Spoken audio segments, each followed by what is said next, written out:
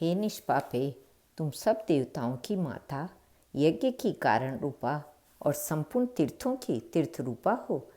हम तुम्हें सदा नमस्कार करते हैं। तुम्हारे ललाट में चंद्रमा, सूर्य, अरुण और वृषभध्वज शंकर हैं।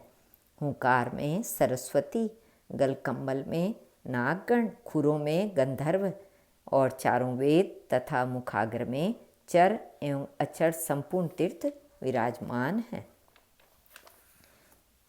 एक बार देवर्षि नारद के पूछने पर भगवान नारायण ने उन्हें बतलाया कि गौओं की अधिष्ठात्री आदि जननी सुरभि गोलोक में प्रकट हुई। वह गौओं की अधिष्ठात्री देवी, गौओं की आदि गौओं की जननी तथा संपूर्ण गौओं में प्रमुख थी। मुने समस्त गौओं से प्रथम वृंदावन में उन सुरभि का ही जन्म हुआ है, अतः मैं उनका चरित्र कहता हूँ, सुनो। एक समय की बात है, राधापति कौतुकी भगवान श्री कृष्ण श्री राधा के साथ गोपांगनाओं से घिरे हुए पुण्य वृंदावन में गए। कौतूहलवश थक जाने के बहाने सहसा ऐसी एकांत स्थान में बैठ गए और उन स्वेच्छामय प्रभु के मन में दूध पीने की इच्छा हो गई। उसी क्षण उन्होंने अपने वाम भाग से लीलापूर्वक सुरभि गौ को प्रकट कर दिया। उस गौ के साथ बछड़ा था।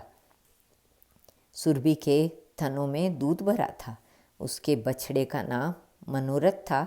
उस सवत्सा गौ को सामने देखकर श्री दामा ने एक नूतन पात्र में उसका दूध दुहा। वह दूध जन्म और मृत्यु को दूर करने वाला एक दूसरा अमृत ही था। स्वयं गोपीपति भगवान श्री कृष्ण ने उस स्वादिष्ट दूध को पिया। फिर हाथ से वह भांड गिरकर फूटा और दूध धरती पर फैल गया। गिरते ही वह दूध सरोवर के रूप में परिणित हो गया। उसके चारों ओर की लंबाई और चौड़ाई 100 योजन थी। वही यह सरोवर गोलोक में क्षीर सरोवर नाम से प्रसिद्ध है। गोपिकाओं और श्री राधिका जी के लिए वह क्रीड़ा सरोवर बन गया। सभी वहाँ मनोरंजन करने लगी। अमूल्य रत्नों द्वारा उस परिपूर्ण सरोवर के घाट बने थे। भगवान श्री कृष्ण की इच्छा से उसी समय अकस्मात असंख्य कामधेनु गौएं प्रकट हो गई। जितनी वे गौएं थीं, उतने ही गोप भी उस सुरभि गौ के रोमकूप से निकल आए। फिर उन गौओं से बहुत सी संतानें हुई, जिनकी संख्या नहीं की जा सकती। यूं उन सुरभि देवी से गौओं की सृष्टि कही जाती है, जिससे जगत व्याप्त है। मुने, उस समय भगवान श्री कृष्ण ने देवी सुरभि की पूजा की। तत्काल त्रिलोकी में उस देवी की दुर्लभ पूजा का प्रचार हो गया। दीपावली के दूसरे दिन भगवान श्री कृष्ण की आज्ञा से देवी सुरभि की पूजा संपन्न हुई। यह प्रसंग मैंने अपने पिता धर्म के मुख से सुन चुका हूँ।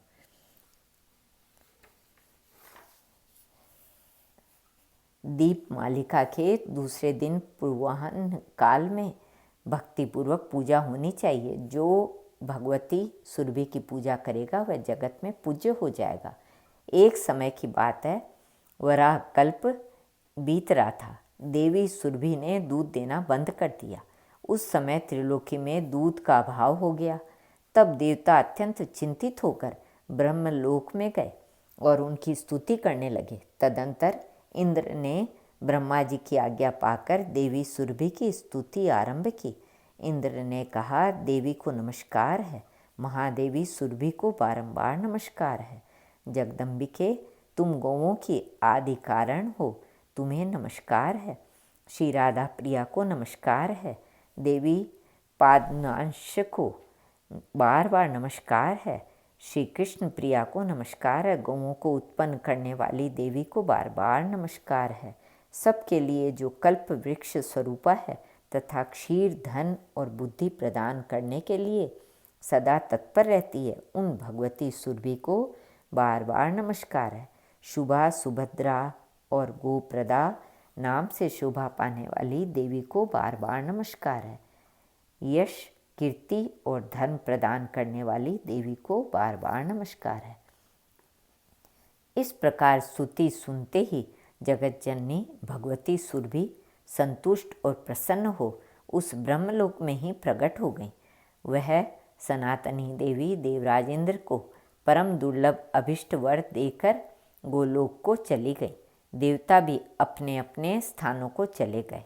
नारद, अब विश्व सहसा दूध से परिपूर्ण हो गया।